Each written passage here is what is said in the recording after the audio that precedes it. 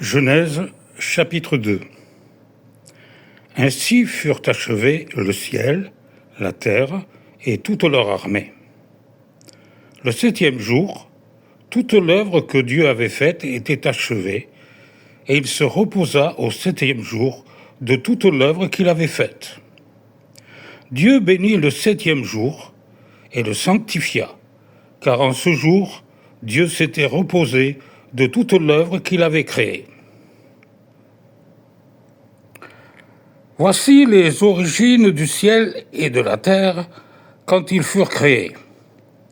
Lorsque l'Éternel Dieu fit la terre et le ciel, il n'y avait encore aucun arbuste de la campagne sur la terre, et aucune herbe de la campagne ne germait encore, car l'Éternel Dieu n'avait pas fait pleuvoir sur la terre, et il n'y avait point d'homme pour cultiver le sol. Mais une vapeur s'éleva de la terre et arrosa toute la surface du sol. L'Éternel Dieu forma l'homme de la poussière du sol. Il insuffla dans ses narines un souffle vital, et l'homme devint un être vivant. Puis l'Éternel Dieu planta un jardin en Éden, du côté de l'Orient, et il y mit l'homme qu'il avait formé. L'Éternel Dieu fit germer du sol toutes sortes d'arbres d'aspect agréable et bon à manger, ainsi que l'arbre de la connaissance du bien et du mal. Un fleuve sortait d'Éden pour arroser le jardin, et de là il se divisait en 4 bras. Le nom du premier est Pishon. C'est celui qui contourne tout le pays de Havila, où l'on trouve de l'or d'excellente qualité, ainsi que le bdellium et la pierre d'onyx. Le nom du second fleuve est Gihon. C'est celui qui contourne tout le pays de Couche. Le nom du 3e fleuve est Hiddekel. C'est celui qui coule à l'orient de la Syrie. Le 4e fleuve, c'est l'Euphrate. L'Éternel Dieu prit l'homme et le plaça dans le jardin d'Éden pour le cultiver et pour le garder. L'Éternel Dieu donna ce commandement à l'homme. Tu pourras manger de tous les arbres du jardin, mais tu ne mangeras pas de l'arbre de la connaissance du bien et du mal, car le jour où tu en mangeras, tu mourras. L'Éternel Dieu dit, « Il n'est pas bon que l'homme soit seul. Je lui ferai une aide qui sera son vis-à-vis. » L'Éternel Dieu forma du sol tous les animaux des champs et tous les oiseaux du ciel. Il les fit venir vers l'homme pour voir comment il les appellerait, afin que tout être vivant porte le nom que l'homme lui aurait donné. L'homme donna des noms à tout le bétail, aux oiseaux du ciel et à tous les animaux des champs, mais pour l'homme, il ne trouva pas d'aide qui fût son vis-à-vis. Alors, l'Éternel Dieu fit tomber un profond sommeil sur l'homme qui s'endormit. Il prit une de ses côtes et referma la chair à sa place. L'Éternel Dieu forma une femme de l'homme qu'il avait prise de l'homme, et il l'amena vers l'homme. Et l'homme dit, « Cette fois, c'est l'os de mes os, la chair de ma chair. C'est elle qu'on appellera femme, car elle a été prise de l'homme. C'est pourquoi l'homme quittera son père et sa mère et s'attachera à sa femme, et ils deviendront une seule chair. » L'homme et sa femme étaient tous les deux nus, et ils n'en avaient point honte. Chapitre 3. Le serpent était le plus rusé de tous les animaux des champs que l'Éternel Dieu avait fait. Il dit à la femme, « Dieu a-t-il réellement dit, vous ne mangerez pas de tous les arbres du jardin ?» La femme dit au serpent, « Nous mangeons du fruit des arbres du jardin.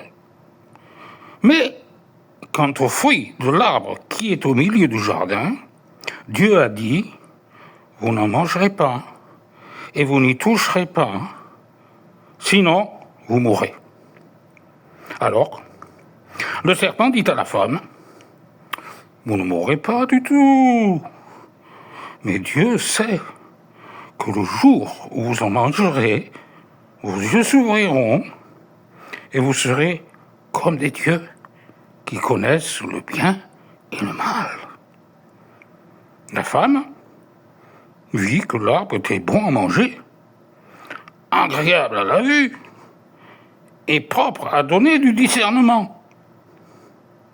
Elle prit de son fruit et en mangea. Elle en donna aussi à son mari, qui était avec elle, et il en mangea. Les yeux de tous deux s'ouvrirent. Ils prirent conscience du fait qu'ils étaient nus. Et ils se firent des ceintures avec des feuilles de figuier cousues ensemble. Alors, ils entendirent la voix de l'Éternel Dieu qui parcourait le jardin avec la brise du soir. L'homme et sa femme allèrent se cacher devant l'Éternel Dieu parmi les arbres du jardin. L'Éternel Dieu appela l'homme et lui dit, « Où es-tu » Il répondit, « J'ai entendu la voix dans le jardin et j'ai eu peur, parce que je suis nu et je me suis donc caché. » L'Éternel Dieu dit, « Qui t'a appris que tu es nu ? Est-ce que tu as mangé de l'arbre dont je t'avais défendu de manger ?» L'homme répondit, « C'est la femme que tu as mis auprès de moi qui m'a donné de l'arbre et j'en ai mangé. » Alors l'Éternel Dieu dit à la femme, « Pourquoi as-tu fait cela ?»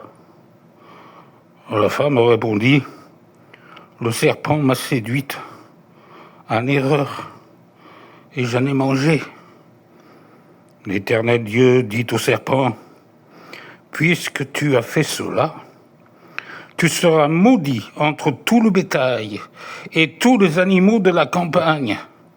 Tu marcheras sur ton ventre et tu mangeras de la poussière tous les jours de ta vie.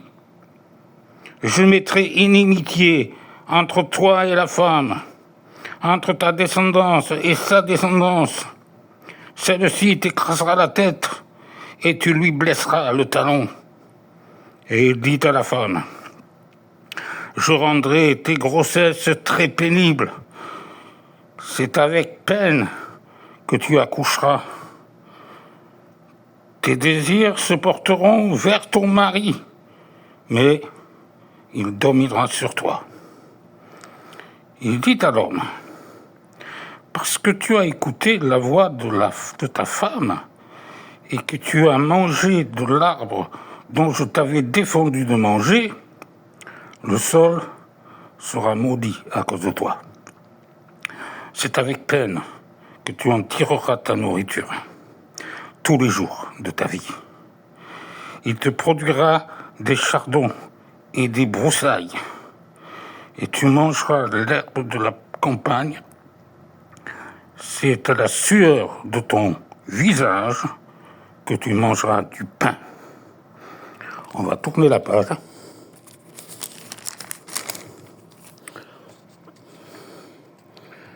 « Jusqu'à ce que tu retournes dans le sol, d'où tu as été pris, car tu es poussière, et tu retourneras dans la poussière. » L'homme donna à sa femme le nom d'Ève, car elle a été la mère de tous les vivants. L'Éternel Dieu fit à Adam et à sa femme des habits de peau, dont il les en revêtit. L'Éternel Dieu dit, « Maintenant que l'homme est devenu comme l'un de nous pour la connaissance du bien et du mal, évitons qu'il tende la main pour prendre aussi de l'arbre de vie, en manger et vivre éternellement. L'Éternel Dieu le renvoya du jardin d'Éden pour qu'il cultive le sol d'où il avait été pris.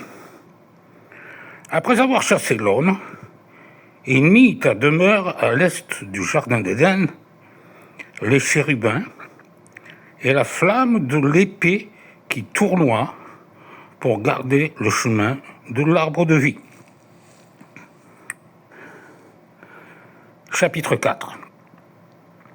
L'homme connut Ève, sa femme. Elle devint enceinte et accoucha de Caïn. Elle dit : « J'ai mis au monde un homme avec l'aide de l'Éternel. » Elle accoucha encore de son frère Abel. Abel devint berger de petit bétail et Caïn cultivateur. Au bout d'un certain temps, Caïn apporta des fruits du sol comme offrande à l'Éternel. Abel lui aussi apporta des premiers-nés de son petit bétail avec leur graisse. L'Éternel porta un regard favorable sur Abel et sur son offrande. Mais il ne porta pas un regard favorable sur Caïn et sur son offrande. Caïn fut très irrité et son visage fut abattu. L'Éternel dit à Caïn : Pourquoi es-tu irrité et pourquoi ton visage est abattu ? Si tu agis bien, tu relèveras la tête. Mais si tu n'agis pas bien, le péché est tapi à ta porte et ses désirs se portent vers toi.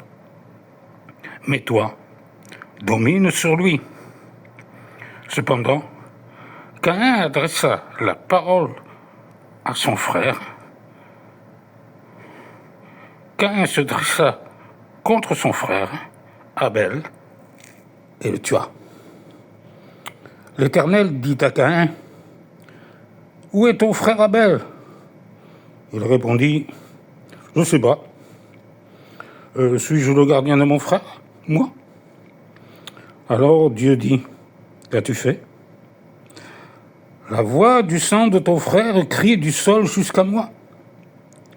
Maintenant, tu seras maudit, loin du sol qui a ouvert sa bouche pour recevoir de ta main le sang de ton frère.